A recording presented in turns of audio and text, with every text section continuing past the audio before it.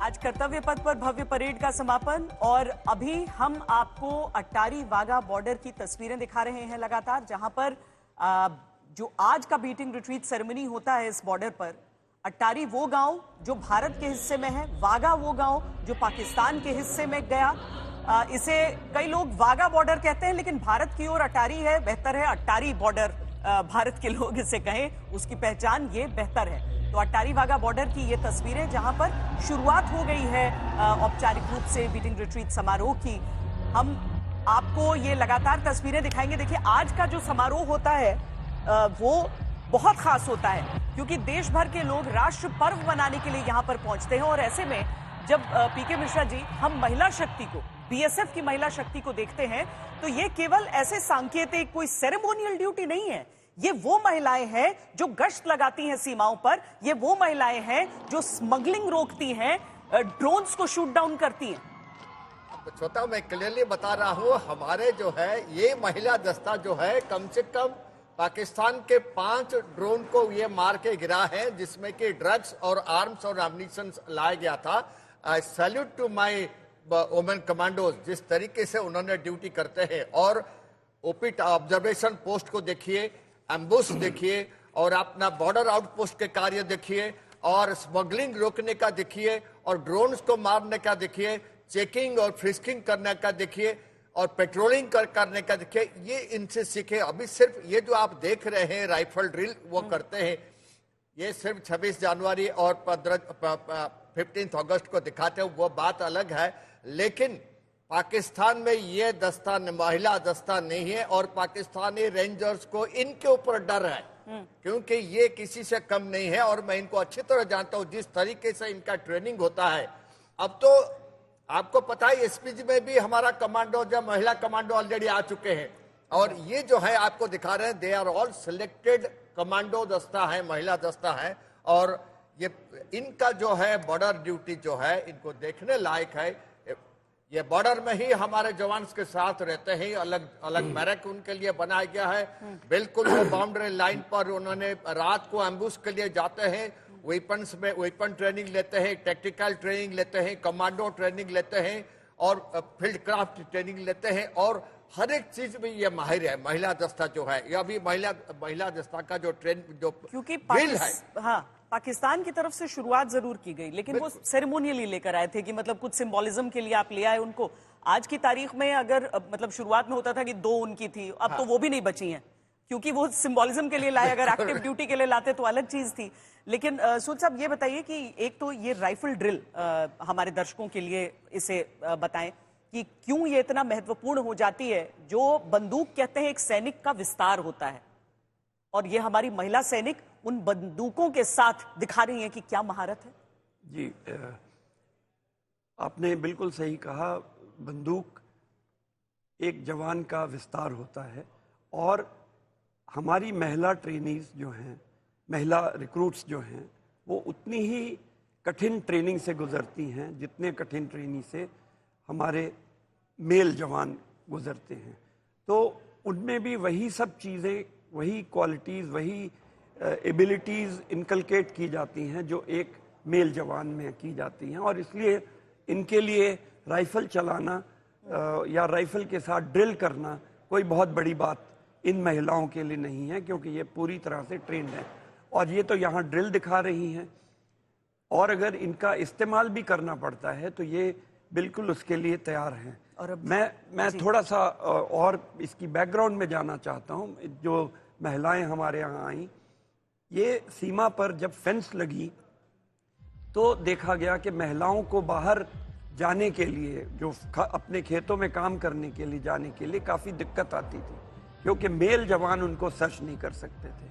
तो इसलिए ये सोचा गया कि महिलाओं को इंडक्ट किया जाए, और ऐसा उद्देश्य है कि लगभग 5% महिलाएं हमारी फोर्स में धीरे धीरे हो जाएंगी। और ये सब वही, ये पूरी वही ड्यूटीज़ करती हैं जो मेल काउंटर पार्ट करते हैं। गेट्स पर रहती हैं, पेट्रोल करते हैं, एम्बुश करते हैं, और अपने मेल जवानों के साथ कंधे से कंधा मिलाकर काम करती हैं। शुरू में क्योंकि ये बल एक मेल डोमिनेटेड बल था, तो कुछ प्रॉब्लम्स थी इनके जेंडर सेंसिटिविटी नहीं थी जवानों में, या उनके लिए जो फिजियोलॉजिकल लेकिन अब तो लगता है कि बीएसएफ एक संस्था के तौर पर, एक संगठन जी, के तौर जी। पर वो एक मिसाल है बाकियों के लिए कि कैसे महिलाओं को सम्मिलित किया जी। जाता है इसमें। देखिए ये बीएसएफ कलर्स और भारत का तिरंगा, यानी देश और अपनी फोर्स दोनों के रंगों को लेकर ये बीएसएफ की महिला सैनिक जो हैं ये सब वहां पर। और देखिए आम दिनों में इनकी आम समय में, यानी कि जब ये परेड नहीं चल रही होती है तो ये ड्यूटी भी कर रही होती है। वैसे भी जो बीएसएफ जिस तरह के बॉर्डर्स को गार्ड करती है वो सारे बॉर्डर्स इतने भिन्न भिन्न प्रकार के हैं कि आपको लगेगा कि कोई एक सैनिक, एक ही ट्रेनिंग वाला कैसे ऐसी सारी जगहों पर जा सकता है और देश की रक्षा कर सकता है। मसलन पंजाब का तो ये बॉर्डर हो ही गया, ये तो एक सेरेमोनियल बॉर्डर है। पंजाब में कुछ और सेरेमोनियल बॉर्डर्स भी हैं, राजस्थान में भी हैं। लेकिन मरुभूमि में, यानी रेगिस्तान में, तपती रेत में, जहां पर कई बार जो सैंड ड्यून्स हैं वो आकर उन तारों को भी कवर कर देते हैं पीके मिश्रा जी, और वो दलदल जो गुजरात के हिस्से में आता है, कच्छ में आता है, उस दलदल में आप ट्रेनिंग में भी आपकी जान को खतरा होता है, डिप्लॉयमेंट तो छोड़ ही दीजिए। बिल्कुल स्वतः आप देखिए इन लेडीज को मैंने देखा है, आपने खुद ही बताते हैं राना कच्छ में जी। ये कैमल के ऊपर ट्रेनिंग कर। और एक और चीज बताओ, आज परेड था, रिपब्लिक डे का परेड था। हाँ। उसपे आप देखें वर्ल्ड का एक ही कैमल बैंड है, वर्ल्ड का एक ही कैमल बैंड है और बीएसएफ का है। और उस बीएसएफ में 50% जो बजाते हैं वो महिला है। हाँ। आज मार्क किए होंगे, ये बहुत ऊंची चीज है।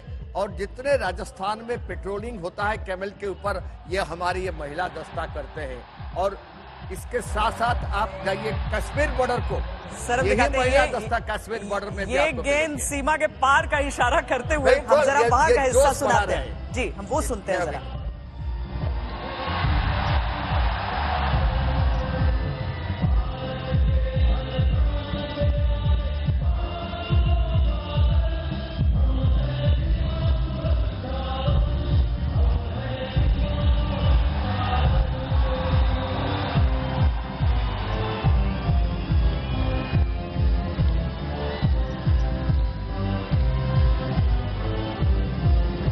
ये देखिए जिन महिलाओं का जिक्र हम कर रहे थे, ये महिला कमांडो जा रहे हैं। अब तो पुरुष आ गए सर। अब मैं कहूंगी पुरुष कंधे से कंधा मिलाकर चल रहे हैं, देखिए किस तरीके से। बिल्कुल बिल्कुल। और सूद साहब, हथियारों के साथ भी उनके हाथों को मजबूत किया जाता है। बीएसएफ बहुत सीरियसली इस चीज को भी लेती है कि किस तरीके से उपकरण जो हो, उनके जो हथियार हो, वो सब भी उन्नत रहें। अब इसके साथ ही देखिए वो जाकर उस गेट पर, जिस गेट का जिक्र हम कर रहे थे, जिसे खोला जाता है दिन में 2 दफा मेरा ख्याल है सूद साहब, सुबह और शाम को जब ट्रेडर्स आते हैं जाते हैं, और शाम के समय इस बीटिंग रिट्रीट के बाद बंद कर दिया जाता है। पूरे दिन भर इस पे ट्रेड चलता रहता है। और जो वेहिकुलर ट्रेड है उसके लिए थोड़ी दूर पर एक लैंड पोर्ट अथॉरिटी का फैसिलिटी है, थोड़ा सा साउथ की तरफ, जहां पर ये पूरा कस्टम्स क्लियरेंस वगैरह वगैरह, पासपोर्ट इमिग्रेशन क्लियरेंस सारी वहां पर होती है। और ये सैल्यूट के साथ दरअसल अनुमति भी मांगी जाती है कि हम परेड की शुरुआत करने वाले हैं। और उनके साथ देखिए उनका जो स्वान दस्ता होता है, जो स्वान दस्ता होता है, जो उनका डॉग स्क्वाड है, वो भी आते हैं, वो ट्रेंड है सैल्यूट करने के लिए। और बीएसएफ ने एक और चीज की शुरुआत की है मिश्रा जी, ये मैंने देखा गुजरात में खासकर, कि जो इंडियन ब्रीड्स हैं उन डॉग्स की ट्रेनिंग, और वो गजब का परफॉर्म कर रहे हैं बिल्कुल। भारतीय अब परिस्थितियों में। एक चीज छोटा मैं बताऊं, ये जो हमारा इंडियन ब्रीड डॉग्स जो है, हाँ, मैं इनको खुद ही देखा हूँ कश्मीर में, जब मैं खुद ही डिप्लॉयड था। हाँ। 18,000 फीट के ऊपर बिमला, दुमारी, मंजेत, खोजाबेग, पुत्तखा की गली, आकाश, हाँ। इस पोस्ट के ऊपर हाँ। हमारे साथ ही इंडियन ब्रीड डॉग्स रहते थे। और मजाल है कोई पाकिस्तानी हमारे पोस्ट में घुस आए, बिल्कुल 5 किलोमीटर पहले से ये सूंघ लेते थे और हमें बता देते थे ये भौंक करके कि कोई आपके पोस्ट के ऊपर आ रहे हैं। और इतनी अच्छा ट्रेनिंग उनको दिया गया है। They are much better than Alsatians और golden eagle and other breeds. They अच्छा। are much better because they are जी, मैंने Indian. रामपुर हाउंड को देखा असल में। रामपुर हाउंड इतना बढ़िया ट्रेनिंग उसकी हो रही है, ऐसे भी शिकार के लिए एक समय में कुत्ते यूज होते थे वो, और अब बीएसएफ उनका ये जरा असल में ये जो इशारे कर रहे हैं वो हम बता देते हैं अपने दर्शकों को, इसमें कोई बहुत गूढ़ अर्थ नहीं शामिल है।